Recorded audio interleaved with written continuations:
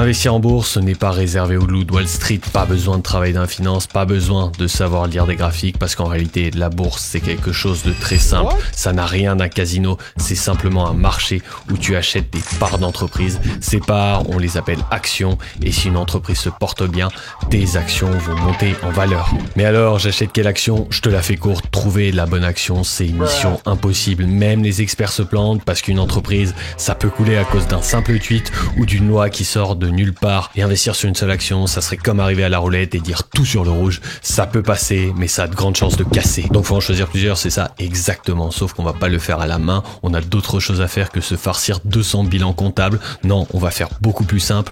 On va acheter un panier d'actions déjà tout fait. Ce panier d'actions, ça s'appelle un ETF. Tu connais sûrement le CAC 40, les 40 plus grosses entreprises françaises. Acheter un ETF CAC 40, c'est comme acheter ces 40 entreprises d'un seul et même coup. Et si tu veux pas investir sur des entreprises françaises, aucun problème, il existe plein d'autres ETF. Tu peux même investir sur le monde entier via un ETF MSCI World qui regroupe 1500 entreprises de tous les pays développés. Je te mets un tableau des ETF les plus populaires, choisis-en au maximum 2 en fonction de tes convictions. Ok, très bien, mais j'achète ça où? Si t'es en France, tu vas ouvrir un PEA. C'est la meilleure niche fiscale qui te donne accès à tous ces ETF. Les meilleurs PEA, tu peux les trouver chez Fortuneo, notamment si t'investis moins de 500 € par mois et que tu veux avoir tous les avantages qu'a une banque. Mais sinon, tu peux aller chez XTB pour investir sans aucun frais. Je te laisse d'ailleurs ma vidéo comparatif PEA si tu veux une analyse plus en détail. Par contre, si t'es à l'étranger, ouvre un compte titre, je te mets également mon comparatif en description. Ok, maintenant plus qu'à attendre pour commencer à investir au bon moment? Non, ici on investit, on ne spécule pas, on va oublier tous les calculs compliqués pour deviner quand est le bon moment. Personne n'a de boule de cristal, personne ne sait ce qui va se passer sur les marchés. La bourse, ça ne se prévoit pas, ça se travaille sur le long terme parce que oui,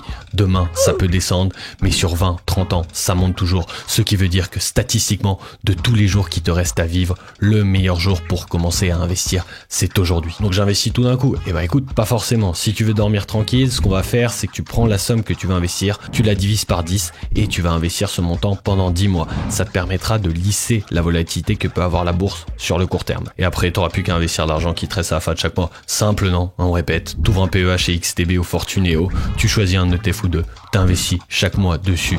Et puis voilà, c'est tout. Maintenant, tu peux profiter de ta vie et voir tes investissements grossir. Pas besoin d'être un expert, il suffit d'être rigoureux et patient. Par contre, si tu veux être sûr d'investir sur le meilleur PEA, je te laisse cette vidéo où je compare tous les PEA du marché.